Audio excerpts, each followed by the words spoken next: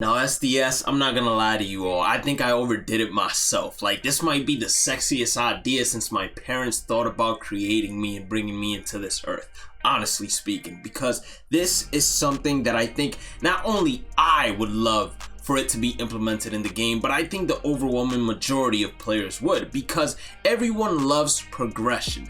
Everyone loves having something to work towards. Nobody likes being handed out 99 overalls in the beginning of the game cycle or 2 months into the game cycle, knowing damn well we're not going to be using those 99 overalls, or I should say any other cards but those 99 overalls inside our lineups and inside our starting rotation and bullpens, because they are the best cards available. That also limits the amount of card variety you guys can create, and I'll go ahead and explain it a little bit further once we go later into this video. But before we hop into all that, hit that like button, let's aim for 30 likes, red subscribe button, turn on the channel notifications, and also check out the description or the pinned comment. It's gonna have my social media links as well as my secondary YouTube channels, one where we do MLB The Show gameplay videos only, and then another one where we do shorts, my Discord, that's where the community is at, and then last but not least, we stream each and every single day at 8 p.m. Eastern on Twitch. Make sure you guys go ahead, check all of those out, and support me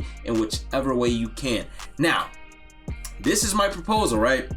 And yes, we're gonna get into collections and all of that. I got all of us, trust me on that, right?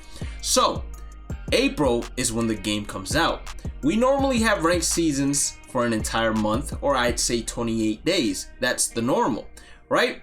Now, in order to make live series cards usable year-round, we have to think of a new scaling system. In order to make cards usable for an entirety in terms of a month, we need to think of a new scaling system, right? So this is my idea. Let's start with April. MLB The Show 22 comes out. The highest overall non-live series card is an 87 overall, meaning every legend and every flashback you bring into the game, the highest overall they can go up to is an 87 overall. What does this do? This makes each and every single live series card that more important to not only keep but to use inside the lineup, and allows us to play with current day players as well. It makes Inside Edge also 10 times more important, because gold players will be able to outshine some of these 87 overalls. Alright, second month, the month of May. What is the highest overall card now? An 89 overall, and the parallel progression system is still there, so these cards could play all the way up to a 90, if not a 91, dependent on how they scale with the plus attributes. Correct, right? Second month, 89 overall. We head on over to June, third month of the game cycle, 91 overalls. That's the maximum, and this allows you, listen, when I tell you SDS can make a Johnny Damon 85, Johnny Damon 87, Johnny Damon 89, 91, 93, they can make each and every single card. I've seen them give players I never thought would get diamond cards. I'm telling you, SDS can do it. So June, 91 max.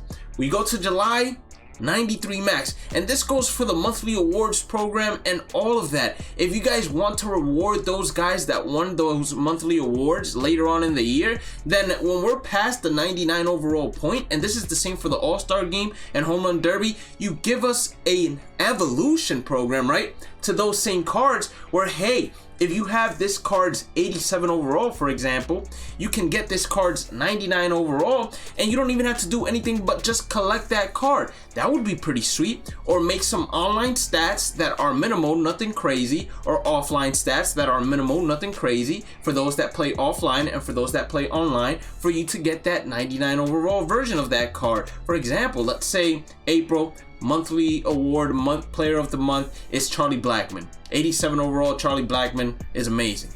Then at the end of the game cycle, or nearing its end when the 99 overall start coming out, if the true overall of that card was a 96 overall, then whenever we start adding the 96s to the game, you go ahead and make an evolution program to go ahead and upgrade that card. That makes everything so much more useful and usable from the start of the game to the end of the game. It also inflates cards prices, in my opinion, and it's just gonna make this game great. But don't worry, I didn't just do one graphic, I did it as we continued on. So August, 95 overall, that's your maximum. September, we're still playing baseball in the MLB, hopefully this season, you know what I'm saying, because of the lockout and everything. Max is a 97 overall. October is around the time where the postseason is going on, and that's when you start bringing the big heavy hitters. You start bringing 99 overalls. You go ahead and hit November, everybody's thinking, oh, this content's about to become dry. You hit them with the finest. You start hitting them with 99 overalls on top of 99 overalls. You start doing flashbacks. You start doing legends. You start doing all that good stuff. I'm telling you, I don't understand how this scaling system would not work.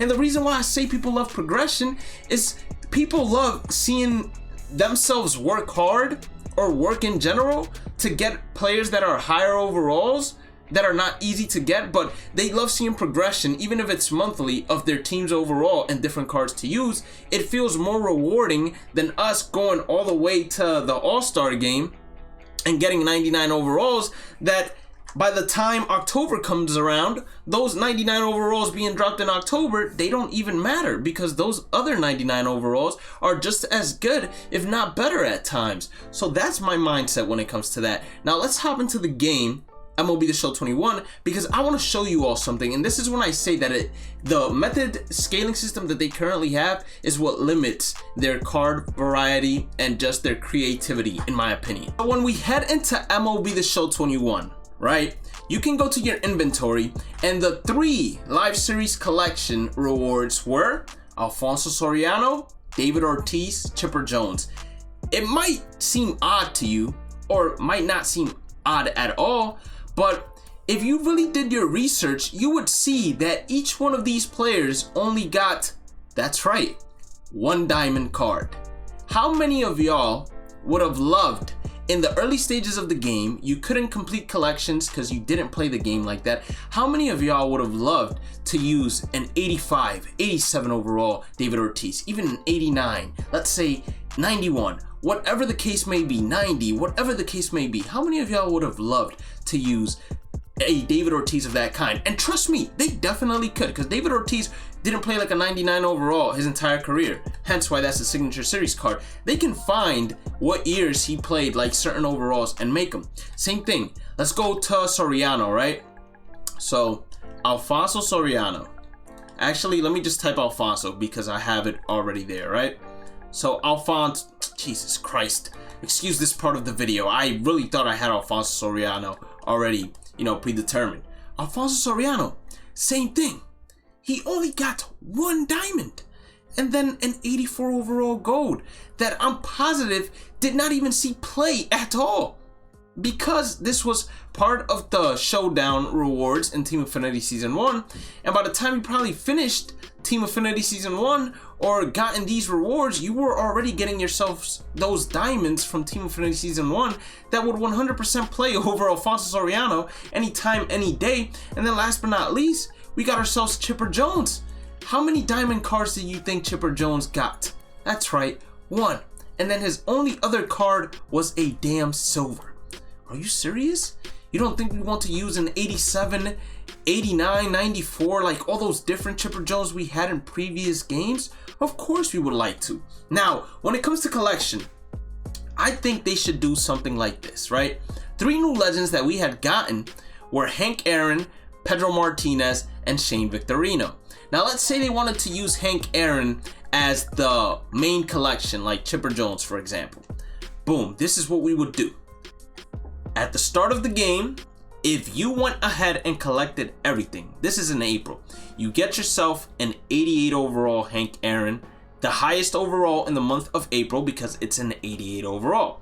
Then they can continue scaling, and in the 3rd month, bring you, just for collecting this Hank Aaron, give you an automatic 94 Hank Aaron once you go into the evolution program and put that you collected that player. Or they could add some moments to it, some online missions, or whatever it is. And then towards the later part of the game cycle, before you drop all the 99 overalls, when you're dropping, let's say, the 97 overalls, or even the 95s if you truly wanted to, even though I prefer the 97s because this one would come out when the 93s would be coming out, right?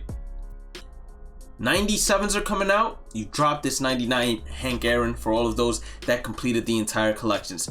For the AL, the new legend we had gotten was my boy Pedro Martinez, right? So Pedro Martinez, he has an 88 overall as well, he has a 94 overall as well, and he has a 99 overall as well. We could have done an evolution program for the collections. That way those three players don't only get one diamond, and that 99 overall doesn't stay in your lineup for the whole entire year, not allowing you to go ahead and test out new players. And then last but not least, you might be wondering, oh, who could we use for the National League? Well, this is the primary legend that I remember being added. So Shane Victorino, you look at Shane Victorino and he has an 89 and a 94 card. He never got himself a 99 overall card, but hey, I promise you, SDS can either find somebody to replace him so he can get, or not he can get, or the replacement can scale 89, 94, and then 99,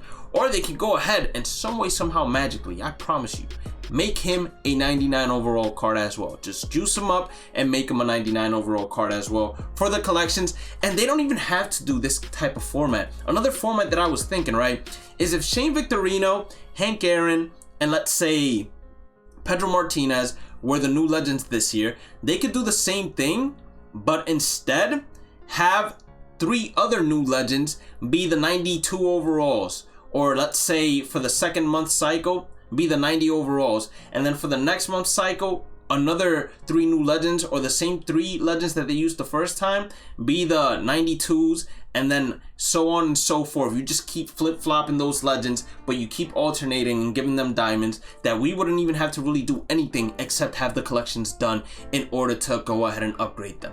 Tell me that isn't the best idea you've heard all day when it comes to MLB The Show and scaling the overalls and making every single card useful, especially Live Series Diamonds. You'd pull a Mike Trout and you'd be the happiest man in the world because that card is going to mean something for at least 5 to 6 months. You're telling me you wouldn't be the happiest man in the world? Hell, I'd be the happiest man in the world for you.